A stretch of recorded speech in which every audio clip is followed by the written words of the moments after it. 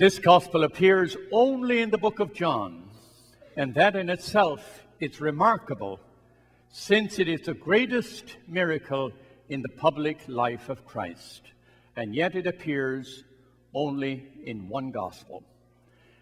As we have discussed before, in the Gospel of John, they're never called miracles, they're called signs, and this is the seventh, the last, and the greatest of the signs of Jesus. And they are meant to draw our attention to something beyond the event, something deeper, something more formative or reformative for our own lives. One or two background observations on this text. It happens at Bethany, which is at the edge of Jerusalem. There's a church there dedicated to Lazarus today. I was always interested in Martha and Mary. I mean, who were these two women in the life of Jesus? They were obviously very close to Jesus. It was a home for Jesus, away from home. I've always thought that Martha was in charge. She was a bit bossy. If you remember, go back and read the Gospel of Luke there, where Martha and Mary are there, and she does all the housework, and Mary is just sitting there listening to Jesus. And she says, Lord, hey, I'm doing all the work. Tell my sister to help me. She's always mentioned first. Lazarus is third. It's the home of Martha, Mary, and Lazarus. That's unusual in a patriarchal society, that he would come third when they are named. Notice in this event, she goes out to confront Jesus. Many of us have done that. Why does this happen to me? I don't deserve this. Where were you when he was sick? If only you had been here. And Jesus says, he asks her to make a profession of faith. Mary, on the other hand, seems to be more calm, a little deeper. And she stays back in the house, and then she calls her and says, when she comes to Jesus, he does not ask her to make a profession of faith. So I'm interested in looking at the people around Jesus. It's worth a second look to begin to get to know Martha, Mary, and Lazarus. Lazarus gets very little attention. I mean, after he has been raised from the dead, we never hear of him again. In the Gospel of John, after this great event of raising Lazarus from the dead, now comes the authorities decide that they must kill Jesus. And it's so defining in the Gospel of John, it's very unusual that it doesn't appear in the other Gospels.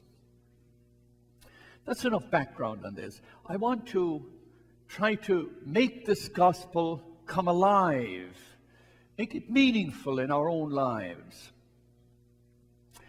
There was a rabbinic belief in the time of Jesus that the soul would stay in the body for 3 days.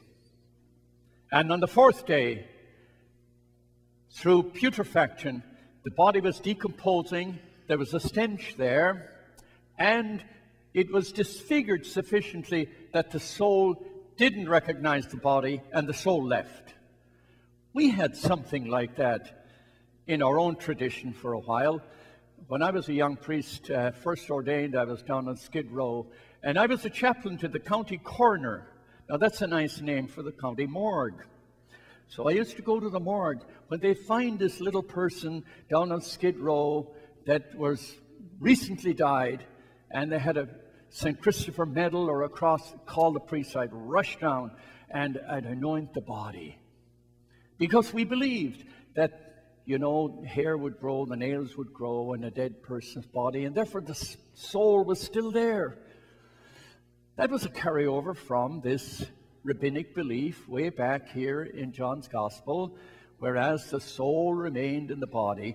Jesus rises after 3 days, not 4 days, 3 days.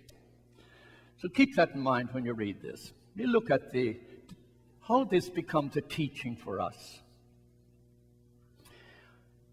I'm always reflecting on what this gospel means to me. Did I ever experience the teaching of this gospel? I reflected on that preparing for today, and I remember in 2002, here at Holy Family, I gave a homily which was politically incorrect about the pedophile crisis in the priesthood in the Archdiocese of Los Angeles. Many of you will remember that. It was a kind of an invitation to really face truth and accept responsibility, things like that. In those days, for the next few years, we had this hemorrhage of scandals appearing in the press. And a couple of years later, I went through a great period of darkness in my life. I was in the tomb.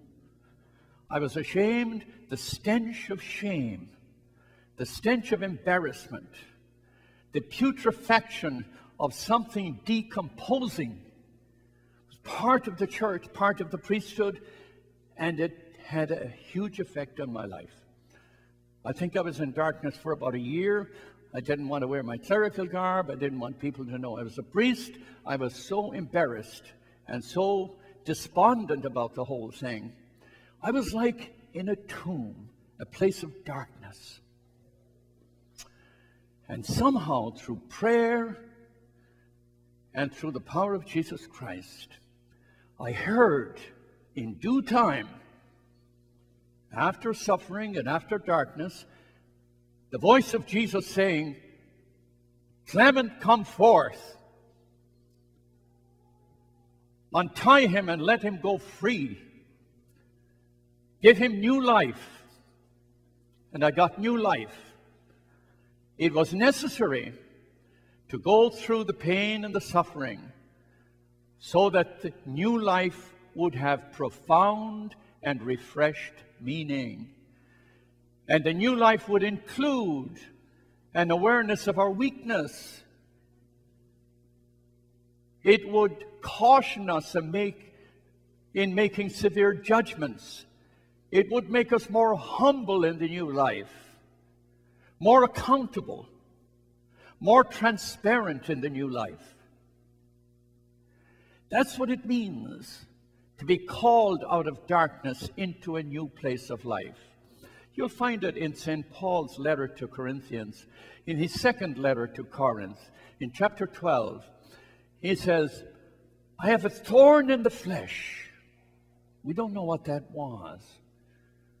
Murphy O'Connor, this Pauline scholar, thought it was rejection, the rejection that he experienced in his life. Whatever it was, it burdened him greatly. And he said, 3 times, I asked the Lord to take away the thorn in the flesh.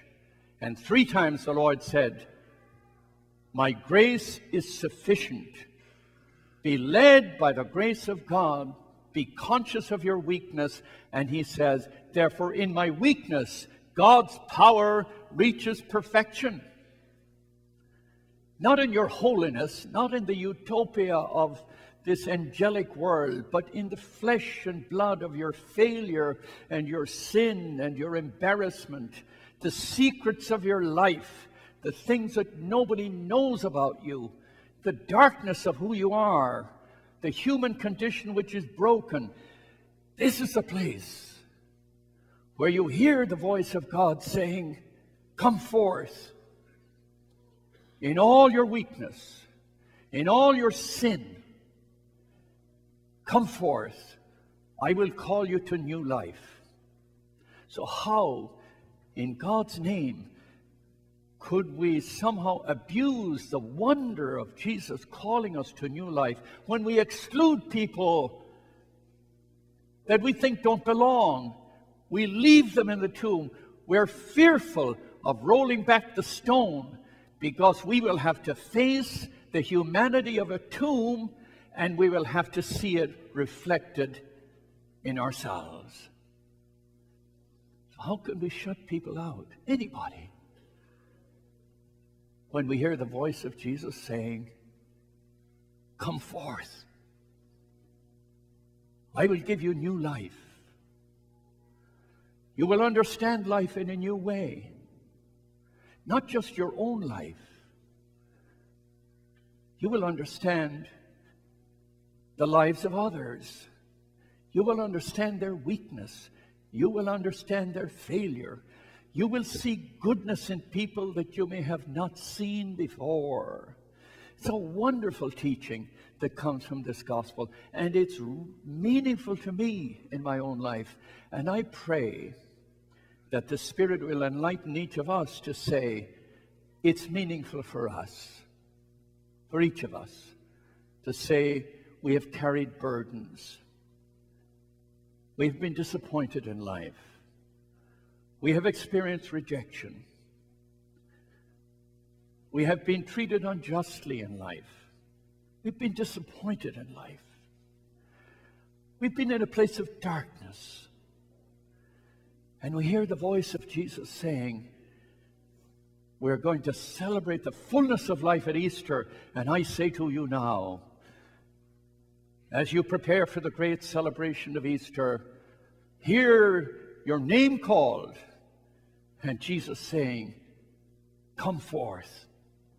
And then he will say to the community here present, unbind him, unbind her, let her go free, free from judgment, free from discrimination, free from exclusion. Unbind this person from all the presumptions that we have, and let the person go free. Let the person claim the life to which Jesus has called us. The good news of Jesus Christ. Amen.